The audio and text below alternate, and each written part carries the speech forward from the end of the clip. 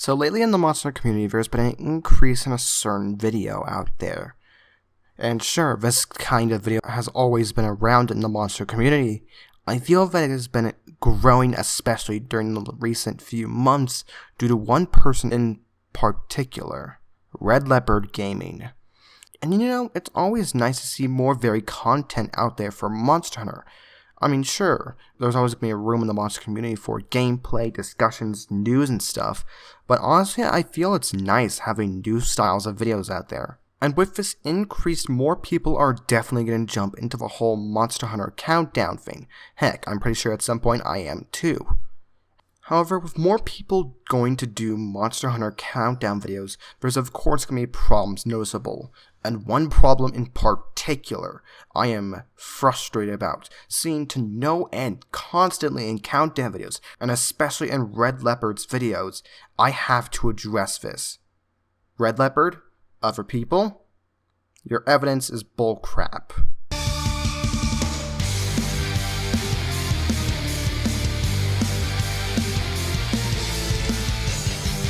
Okay, in all seriousness, I'm going to explain why, but before anybody clicks that dislike button just because I said something negative, first of all, no, I do not hate Redleopard Gaming. In fact, I believe if we got the chance to sit down, talk, and chat, I'd probably find him to be a nice guy. However, it's just honestly, I feel that there are major problems within his videos, and not to mention, it's not just his videos that I see these problems in. Countless other Monster Hunter countdown and discussion videos, I see these problems occurring, and it all comes from one bullcrap piece of reasoning. The "it's too blank" statement. Ladies and gentlemen, welcome to how to do a Monster Hunter countdown videos. Want to know how to create Monster Hunter countdowns? Want to know how to explain why you chose those topics? Well, don't worry, we're going to explain it in 2 easy steps. Step 1. Introduce the monster and why it's on the list. This is of course going to be a guarantee, as in order to place a monster on the list, you're going to need to explain why it's on the list. But you can't have that delicious why without some evidence and reasoning. But oh no, you can't come up with any evidence and reasoning as to why these monsters are bad. You may have picked some all-time favorites in the monster community. Well, don't worry, I have a solution for you, and that comes in the form of Step 2. Step 2. Using the "it's too hard" statement. By using this statement, or reversing it into the "it's too easy" or "quick" statement, you can easily come up with an easy-to-use evidence and reasoning. One that literally nobody will question, guaranteed. It will also get you out of that sticky situation, and will also explain why exactly you hate that monster, without having to go too deep into detail and provide little to no evidence in no time. And you're good to go, just keep using this statement and you'll be done. So yeah, that is what I have a problem with. Now some may think of this as a nitpick video, and honestly I can see why, and some may see this to me as heartlessly hating on Redleopard. Okay, I already stated that I do not hate Redleopard Gaming. How oblivious are you? But the reason I have a problem with this whole statement is because I want to see good Monster Hunter countdown videos. I want to see videos where we can chat and discuss our least favorite or favorite monsters in a civil manner, and explain evidence and reasoning as to why. I, however, have a problem with this "it's too hard" or "quick" or "easy" statement, and that's because it's used too frequently and people depend on it way too hard. A lot of Monster countdowns come into this range simply due to this one statement, and I think people use it because, well, it's kind of hard to explain why a monster may be at a certain spot. Sure, you could explain their status ailments, their moves and stuff, but really, what else can you discover? Because, let's face it, every monster is going to be a different experience for everybody. There are going to be monsters that people like more than others, and there are going to be monsters that people hate more than others. So, in a game that has personal subjectivity towards certain monsters, how do you explain why a monster is one of your least favorites or favorites? As such, people rely on the statement in order to get an easy fix out.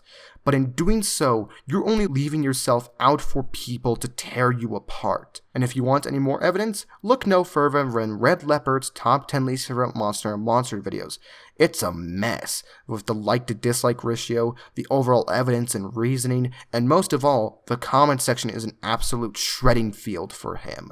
Left and right, you see people whinging and complaining that he says this too many times, or that he's such a crybaby. And honestly, I can see where they're coming from, because honestly, Redleopard, you do complain more than you should. And no, I'm not just making this video just because he had Zinogre at number 4. Stop thinking that. But anyway, getting back on track. Why do I have a problem with this statement? And why do people in general have a problem with it? Well, because it's too vague. In a video where you're supposed to explain why that entry is where it is, people have to provide evidence and reasoning as to why. And sure, these videos may be just for opinion, and it may be subjective, but here's the thing. Without good facts, evidence, or reasoning, your opinions are going to seem less valid. Without good evidence and reasoning, your opinions are going to be seen as a lot more questionable than they should. They're still your opinions, and you can still think that way. However, when you present those opinions in such a wide online medium as YouTube, and especially in a community like Monster Hunter, which lives and dies by its monsters, your opinions are going to be taken into question. And if you cannot back up those opinions with good evidence and reasoning, then you failed as the countdown maker. As the countdown maker, you're supposed to explain why they're on that spot and why they are where they are.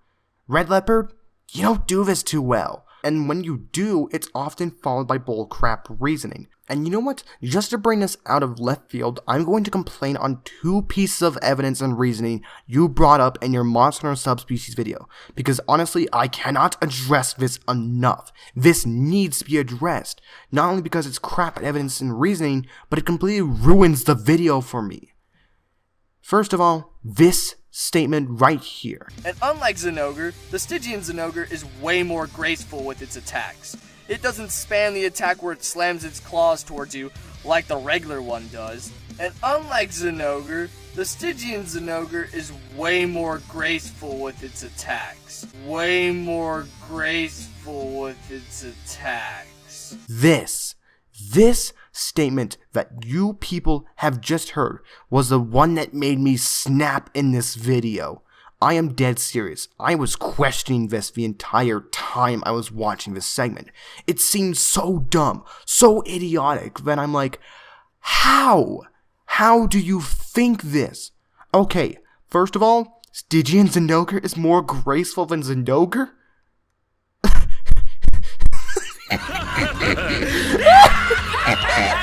You realize how bullcrap that is, don't you?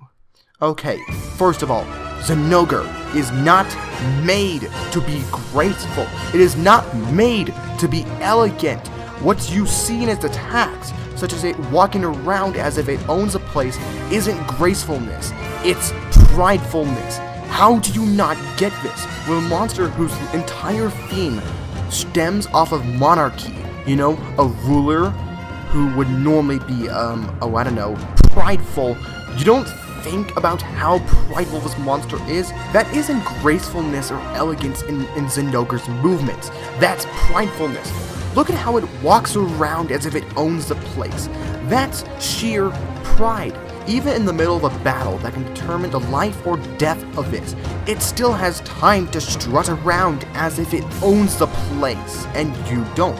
It doesn't even notice you during this chain of movement. And yet, you mistake this for beauty, grace, or elegance? How?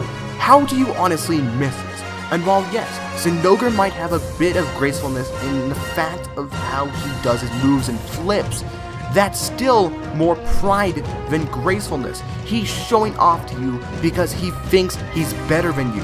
He thinks you're not worth his time. But when he does, he gets serious. That's pridefulness in Zinogre, not grace or elegance. How? How do you miss this in a monster whose literal nickname is the Monarch, or whose entire weapon theme and ideology is talking about monarchs, rulers, kings. How do you miss this?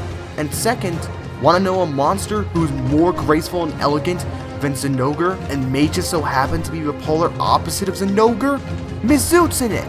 Yeah, heck, even in game, it is stated that the bouts and battles between Zinogre and Mizutsune are famous. They are direct polar opposites, and I still don't get how you confused pridefulness for gracefulness and elegance. They are direct polar opposites. In fact, let me explain Zinogre to you right now. Zinogre is prideful, powerful, ferocious. He is a wolf in all sense of the words. Mizutsune, on the other hand, is more graceful, more lean, elegant, slippery, and cares less about fighting, but more about evading attacks and having you pursue her or him. You see the different battle styles for these monsters? Zinogre prefers to fight up close and personal, because guess what, Red Leopard? As much as you may hate him using that Thunderclaw stomp attack, that's the whole point of him. He is designed after a wolf. What? Did you expect him to just use ranged attack all days? He's a wolf, for Pete's sake, and as a wolf, he would normally attack up close and personal with bites, claws, tail swipes, and leaps. That's how a wolf fights. Mizutsune, on the other hand, instead of fighting up close and personal like Zinogre, instead prefers to dance around the battlefield, so to speak. Look at its movements. Look at how it moves around using the bubbly foam it has on it. Heck, even when its eyes are still gouged out, it still dances around on the battlefield as if it's floating on water, and that's because of the bubbles it can produce. These two monsters are two completely different ideologies. Zinogre is ferocious, powerful, prideful, while Mizutsune is lean, graceful, elegant, dancing. I seriously cannot get over how you mixed Zinogre's pridefulness with elegance or grace. How do you mix that up when there's a monster who's the direct polar opposite of Zinogre and is right there in front of your face? And second, there's this part of the video I have to point out right now. During your subspecies video, you bring up not one, but two variants in a list about subspecies. That being the Chaos Gormagala and Molten Tigrex. Anyone who has played Monster Hunter can know how bad of a decision this is. And you try to defuse this in your video, but it just makes you look like more of a fool. So, let's see. You put rare species and variants on this list because there are not enough of them for their own video. Okay. What? Okay, Red Leopard, I'm going to need to explain this to you. Since even though you know that what you mention are three completely different things, you still put rare species and variants on a list about subspecies. Subspecies. Not a list about variants, not a list about rare species, subspecies. Rare species, variants, and subspecies are their own classification of monsters. In a list about subspecies, you talk about subspecies. You don't bring in rare species or variants just because there aren't enough of them. And speaking of which, that is a bull crap reading. Okay, yes, there may be only 5 variants and 5 rare species in the whole main series Monster Hunter series. However, if there isn't enough rare species or variants to become their own list, then don't make that list. In fact, make it a top 5 instead. You don't have to make it a top 10 video. And if there isn't enough of them for their own video, don't make the video. The reason I have a problem with this is because of the title in question. Top 10 Monster Hunter Subspecies. If this is a video truly about subspecies, then why the heck are there rare species and variants on them? This is a video talking about subspecies, not rare species or variants. Get it right. Okay, after getting off topic, some people may question me. Dude, why are you hating on Red Leopard so much? His countdowns are good. No, they actually really aren't. And the reason I'm specifically focusing on Redleopard is because he's the most primary example of this trope, of this problem that I have with Monster Hunter countdowns. The reason I'm addressing this problem is because I believe that if nobody addresses it sooner or later, then other people will repeat these mistakes and problems in the future. People will continue making these mistakes in their Monster Countdown videos. And the sooner this gets addressed, the sooner people are going to hear about this and not do this. As such, making their videos of better quality. That's why I'm bringing this topic up in the first place, not to specifically hate on Redleopard. I already stated, I do not hate Redleopard. I am bringing him up, however, because he's the biggest example of this problem and trope. So okay, Redleopard, let's get to the main problem I have with your videos, and what people seem to have a problem with of your top 10 least favorite monsters. The "it's too hard," the "it's too fast," the "it's too easy" statement. How? How do people say these things in a series like Monster Hunter, which lives and dies by its boss battle, and most of all, what you and plenty others miss in making these videos?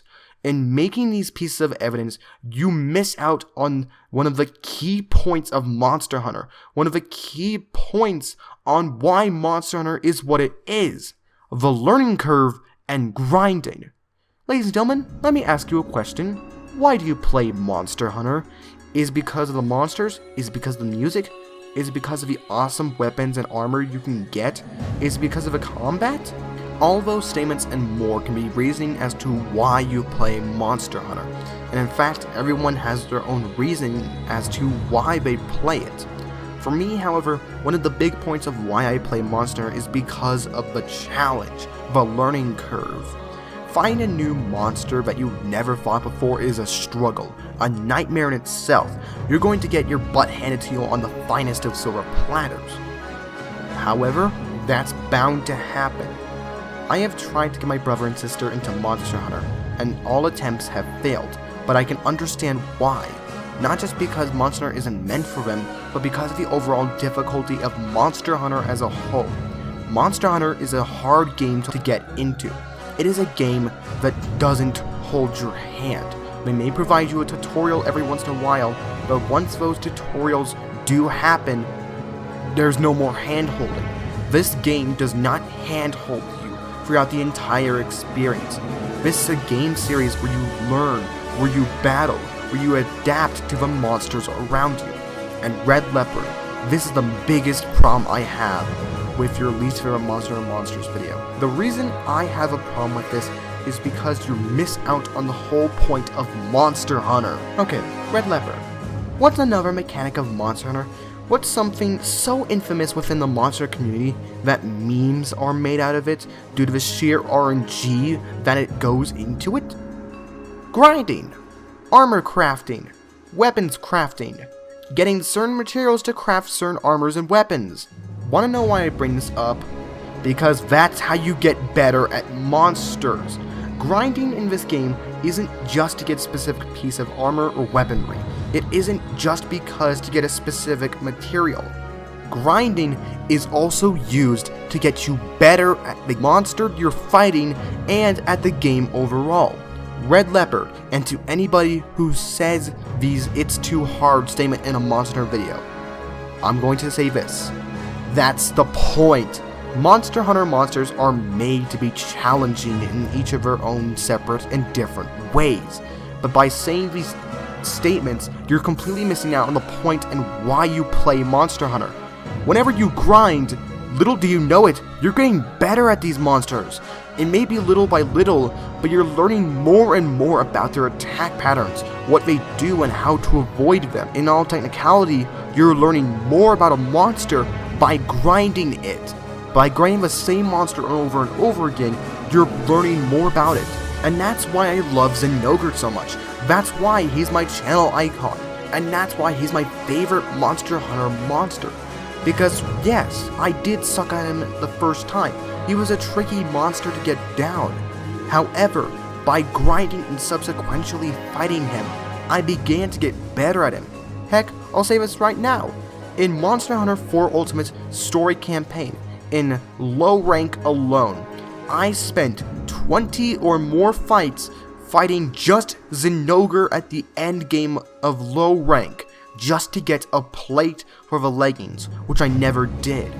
But that should tell you something about my dedication towards this game, and that should tell you about the dedication it takes towards Monster Hunter.